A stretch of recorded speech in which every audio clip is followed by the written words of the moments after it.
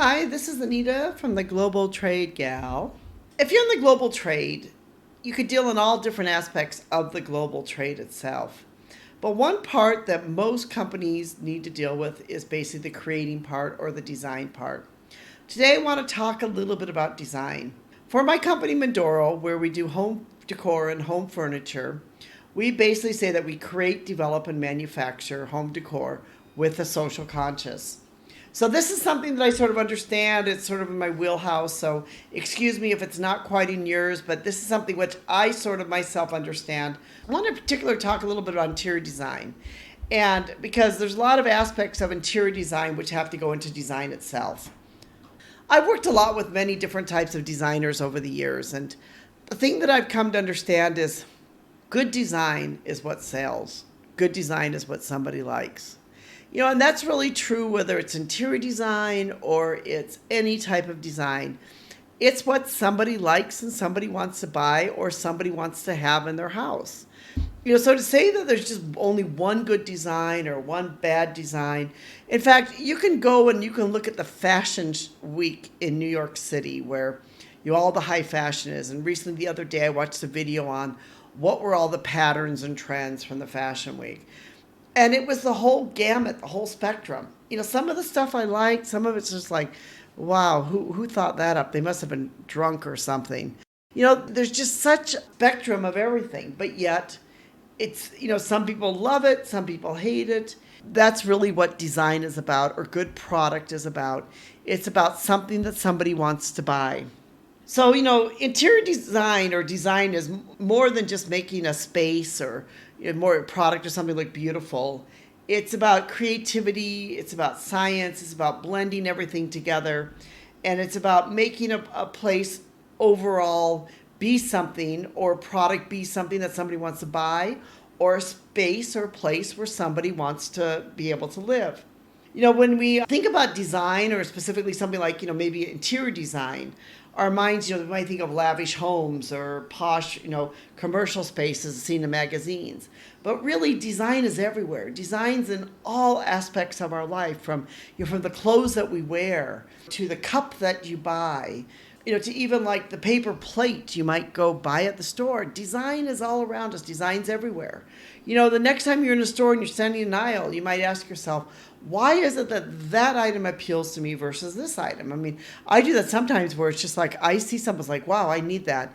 It might be the color. It might be the shape. It might be some reason why that appeals to me, personally to me, and it may not appeal to another person. But that might be what, gets me to be able to buy or to purchase it.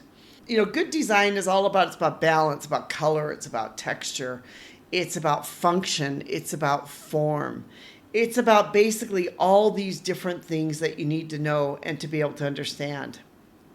When you talk about something specifically as an interior design too, it can be something as a theme, a mood, a personality. It could be something that people want to be surrounded with.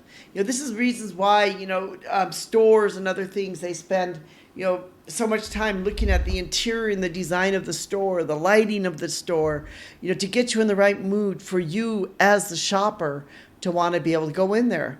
A great example of this could be the Apple stores. You go into an Apple store and there's just something about those stores. They're just clean, they're neat, they just look and they feel modern. And no matter what Apple store you go into around the world, they sort of have like the same look and feel to them. You can go to the back part, you can sit down on, at least the Apple store that we had, some very uncomfortable square cubes now. But, that there's a place for you to sit down, that there's some tables back there, that there's, places where, there's a big screen on the TV, there's things flashing before you. Apple stores are designed for that way. The interior is designed that way to make you want to feel good and want to be able to, purchase the products. So, good design or interior design, is really about mood, it's about theme, it's about personality. Good design brings everything to life. And one of the great things to remember about design is there's different styles for everybody. Not everybody thinks and acts the same way, right? So, colors appeal to different people. Design appeals to different people. And that's important too with the global trade, is you need to understand that That's why you need to maybe sometimes you have a choice. You can't just have one item for one person to buy. That's why, you many times you need to have several choices for people to be able to look at and people to be able to buy. Everything from the colors, the textures, the patterns, and the shapes. Can be taken on in different ways. That there's different looks that could go. Something could be very modern, could be very minimalist, or other thing could be very almost fussy or romantic, or it could remind somebody of some other time or place. So all of these are important aspects of any type of design that you do. Going back again to the Apple store, Apple in their design for their stores have positioned themselves as a very sort of modern type of company. The entire look and the interior of their store, from everything to what they have inside their store, just says we are a modern company. We are a modern technology company. They haven't tried to say we're traditional. They've really basically said, if you want to find the latest, hottest, coolest gadgets, come into our store. Come walk into our store. That is what you're going to find. And that's kind of the way they have, from everything, the way they lay it out to everything else. That's what they were showing and telling people.